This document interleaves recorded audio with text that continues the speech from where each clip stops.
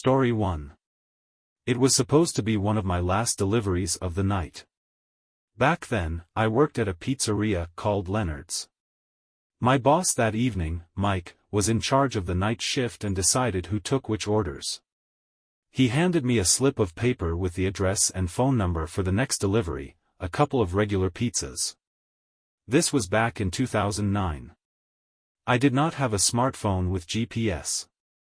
I was working with an old flip phone, and I did not own one of those Garmin GPS devices either. My only navigation tool was a trusty, well-worn book of maps.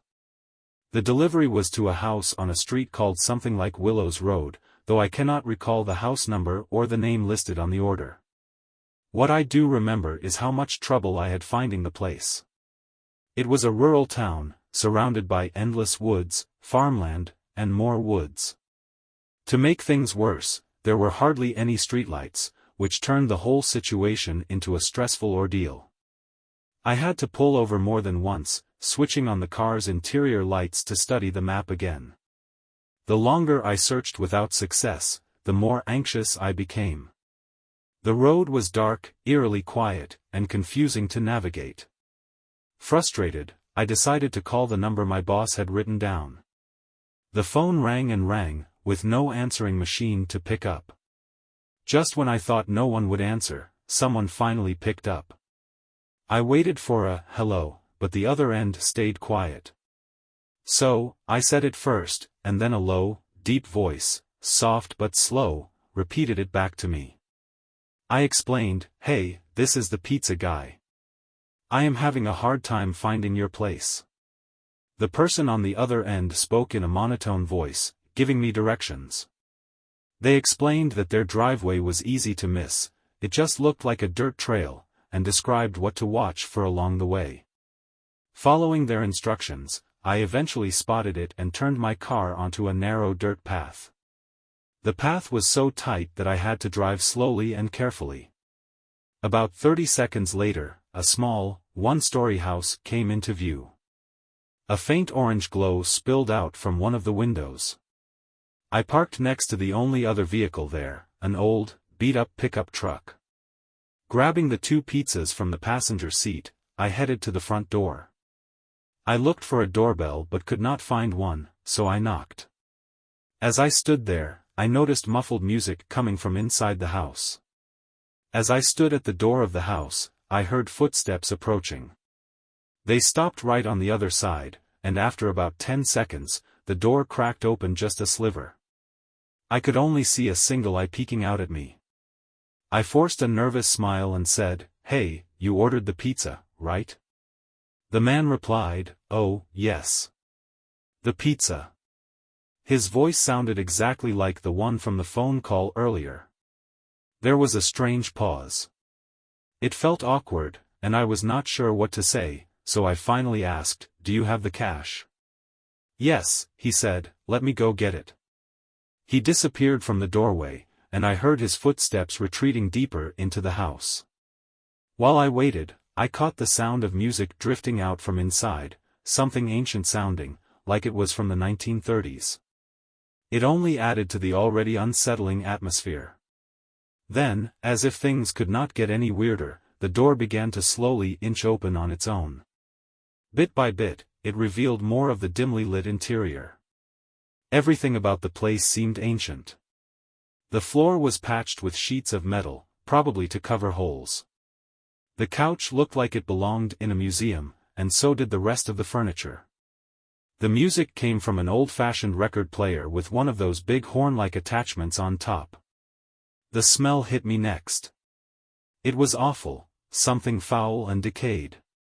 It made my stomach churn. I tried to be patient, waiting for the man to return with the money, but the longer I stood there, the more uneasy I felt. Finally, I knocked on the open door, leaned in slightly, and called out, "Sir?" A voice replied from deeper inside, "Yes, would you mind coming into the kitchen, please?" Now, at work, my boss and coworkers always stressed one rule: never go inside someone's house unless absolutely necessary. That advice echoed loudly in my mind just then. I hesitated and said, "Could you repeat that?" Once again, he said, "Can you come to the kitchen, please?" Against my better judgment, I stepped inside. The floor creaked and sank under my weight, as if it might collapse at any second.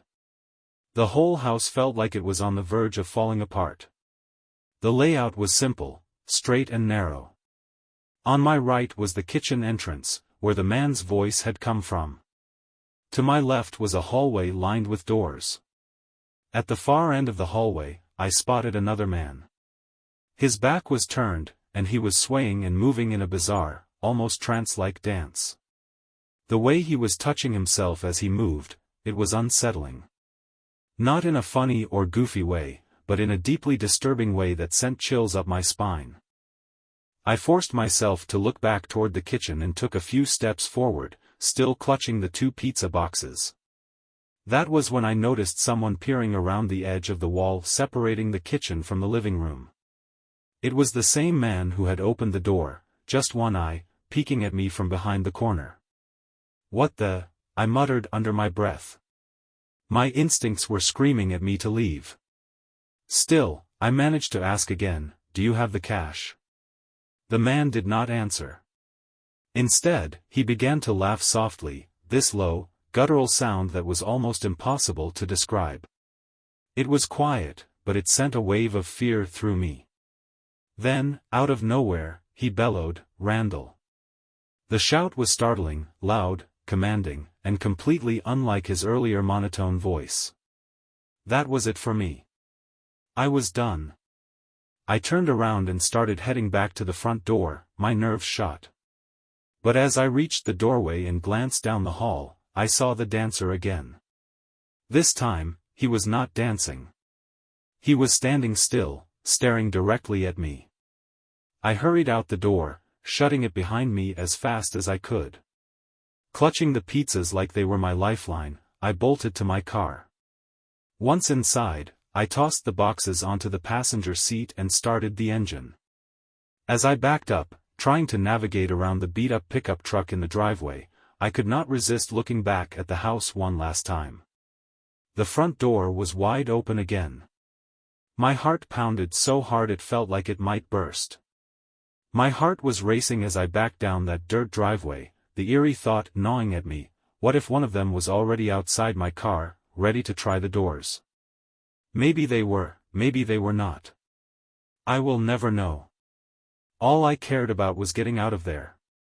My tires crunched over the gravel as I steered the car back onto the main road, finally leaving that nightmare of a house behind. On my way back to the pizzeria, I called Mike to let him know what had happened. Thankfully, he was not upset with me for ditching the delivery. When I finally arrived back at Leonard's, I told everyone about what went down. They all laughed, thinking it sounded like some sort of dark comedy. I can understand why it might seem funny when you are not the one living it, but I promise, there was nothing funny about those moments. Whatever was happening in that house, it was not normal. I do not think they ever planned on buying pizza. The whole situation left a mark on me, one I could not shake. For weeks after, I had nightmares. In my dreams, I would see that man's face again, peeking around a corner or from behind a wall, just like he did that night. It always sent chills down my spine. After that, I made a personal rule: I would not step into anyone's house or apartment while making deliveries. No exceptions. Now, I am 20 years old, but at the time, I was just 19, still a kid, really. That night stuck with me in a way I will never forget. Story 2. My name is Jake, and I live in Newark, Delaware. It is usually a small and quiet town, at least until college season kicks off in the fall and spring. Newark is home to the University of Delaware, a well-known and highly respected school in the United States. It also has quite the reputation as a party school, so when the students show up, the whole town comes alive. I work as a bicycle delivery guy at Jimmy John's, and I still do as of the time I am telling this story. This particular event happened on a Tuesday or Wednesday night in the spring. I think it was either late April or early May, but I cannot remember the exact date. It was during my usual 7 p.m. to 2 a.m. shift. Our Jimmy John's location stays open until 2 o'clock on weekdays and 3 o'clock on weekends. That makes us one of the few places in town that stays open late, aside from the bars. Because of that, we get swarmed by drunk college kids trying to order food. It can get pretty chaotic, especially when delivery orders start coming in non-stop.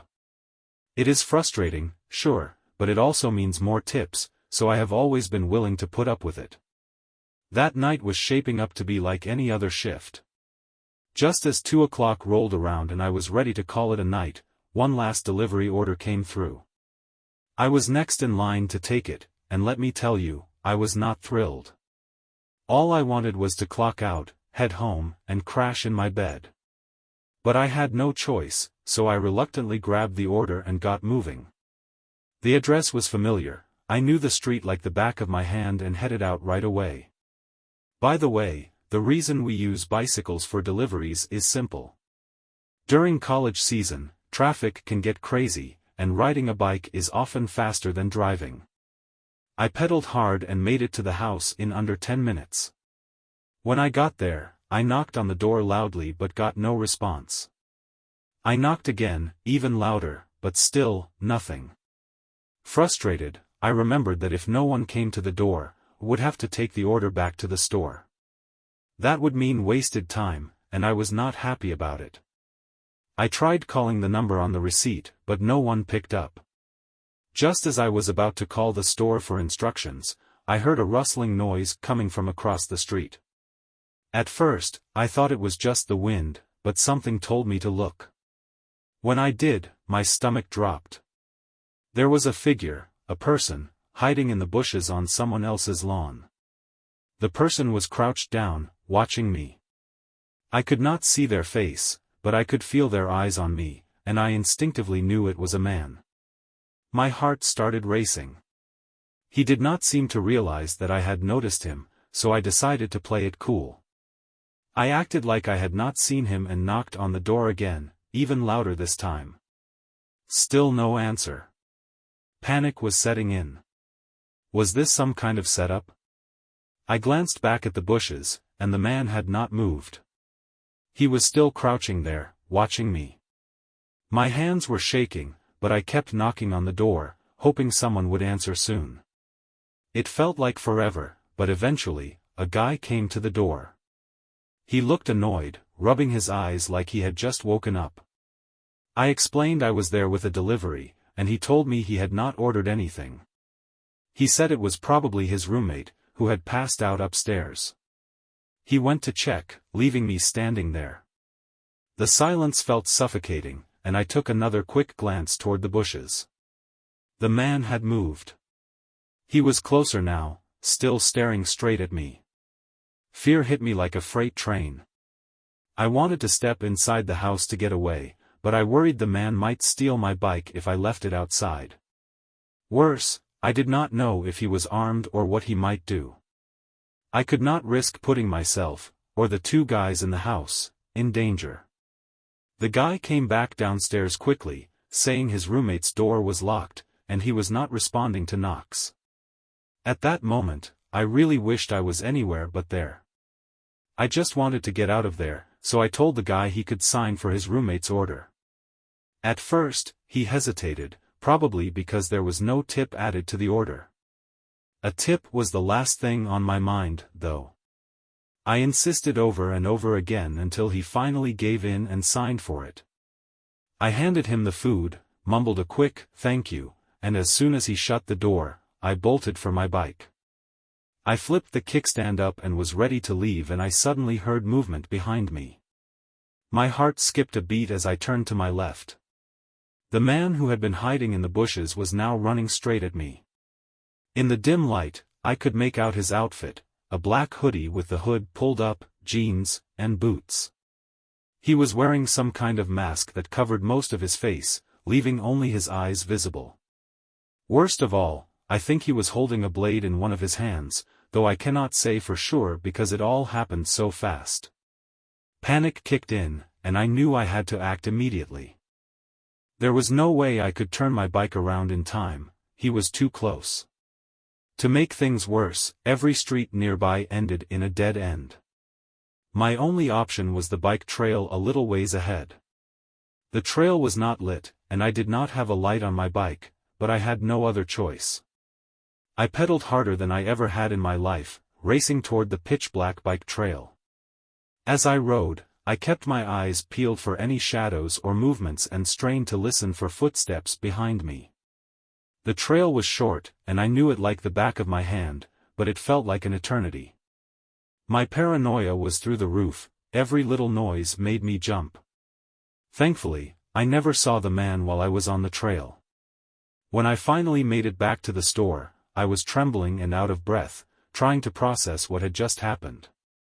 I decided not to tell my boss or coworkers about it. What would I even say? I had barely seen the guy, so it felt pointless to call the police.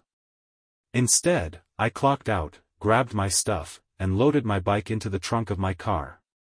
I was beyond grateful that I had decided to drive to work that night instead of biking the whole way. The ride home felt surreal, but I made it back safely. That was the end of it. I never saw that man again. To this day, I have no idea what he wanted. Was he trying to rob me? Hurt me? Worse? I do not know, and honestly, I do not want to find out. Since that night, I have not worked another midnight shift. On the rare occasions I do night shifts now, I carry a pair of nunchucks with me, just in case. Newark is not known for being a dangerous town, so what happened that night really shook me. It was a wake-up call that anything can happen, anywhere, to anyone, at any time, no matter how safe or quiet a place might seem. Story 3. I used to drive for Uber Eats. I was struggling to pay off my student loans, so I picked up whatever gigs I could find. At the time, I still lived with my parents. One night, I got an order from a fast food joint in Wilmington, North Carolina, and was supposed to deliver it to a house about 20 minutes away. Late-night deliveries were common for me since they paid better, and there was hardly any traffic, so I could knock out more orders. I was already on my way, leaving the busy part of Wilmington behind and heading toward the quieter areas with all the farmland and woods. Most of the roads out there were pitch black, with hardly any cars in sight. I turned off the main road onto a side street, which had a dead-end sign. The address was taking me down this road to the last house. The houses along the way were all dark, no lights on anywhere, even at the house I was delivering to. I had to leave my headlights on just to see, and I even used my phone's flashlight to help me find my way to the porch. I'm not exaggerating when I say there wasn't a single light on. The grass was overgrown, brushing up against my shins as I walked to the front door. Something about it felt off. I rang the doorbell, but there was no sound. I knocked, but nothing happened. The customer had selected contactless delivery, meaning I had to physically hand over the food, so I messaged them to let them know I was at the front door and asked if they could confirm the address. The message was read right away, and the customer replied, "Give me a second." I waited, standing in the dark, staring at the windows, hoping to see a light come on inside. There was no way this was the right place. I asked the customer to type out the address to make sure I had it right. It took a little while, but finally, they responded, "I see you, you're at the right house." That's when I realized there were no cars parked anywhere around the house. It didn't make sense. I asked the customer to confirm what kind of car they saw outside. They replied, "I see your headlights," which confirmed I was in the right spot, but it still didn't sit well with me. I started to back away from the door, not wanting to be so close in case someone opened it suddenly, but the door never opened. No matter how many times I messaged the customer, there was no response. I was beginning to think this might be some kind of scam to get free food. Then, I heard a voice from the darkness. A man's voice calling, "Over here." I quickly waved my flashlight in the direction of the voice, trying to figure out who it was. I called out, "I'm leaving the food on the porch," but I couldn't see anyone. I was scared, worried I might get attacked. I turned and slowly walked back to my car, trying not to make a scene by running. When I got to the car, I heard a hissing sound, the unmistakable noise of air leaking from a flat tire. I looked, and sure enough, both tires on the left side of my car had been slashed and were leaking air. I figured the tires on the right side were probably the same. I climbed into the car and locked the doors. The dashboard lit up with tire pressure warnings for all 4 tires. Panic started to creep in. I had to make a decision: should I call the police and wait in the car, or should I try to run to the nearest house for help? I was leaning toward running when I decided to turn off my headlights and sneak out of the car. But just as I was about to open the door, I saw someone standing at my window. I screamed at the top of my lungs. There were at least 4 people standing around my car, one by each window, all wearing masks. I was trapped. One of them yelled something, and I froze, my heart pounding. They told me to get out of the car right then. I had no idea if one of them was carrying a gun, but I knew that if they were, by the time I started the car and tried to drive off with all 4 tires flat, I'd be a goner. I shouted through the window, asking if they were just trying to rob me. One of them answered, saying if I gave them everything I had on me, they'd let me go. I agreed, unlocking the door. The moment I did, the guy outside yanked the door open and dragged me out. I was slammed to the ground, and at least 3 of them started kicking and beating me. They took everything: my smartwatch, my wallet, my phone, even my shoes. They rummaged through my glove compartment too. Once they were done, they ran off into the darkness, leaving me lying there on the ground. I blacked out. The next thing I remember was waking up, probably 30 minutes later, still on the grass next to my car. They'd taken even my car keys. I managed to get up and stumbled toward the faint light I saw in the distance, which turned out to be a small house near the main road. I rang the doorbell a few times until a woman answered. I told her I'd been robbed and needed to use a phone. Thankfully, she was kind enough to help. I called the police, then called roadside assistance to tow my car. Lastly, I called my dad. When the police arrived, they took me back to my car for a brief investigation. They gathered whatever details I could give them, but there wasn't much.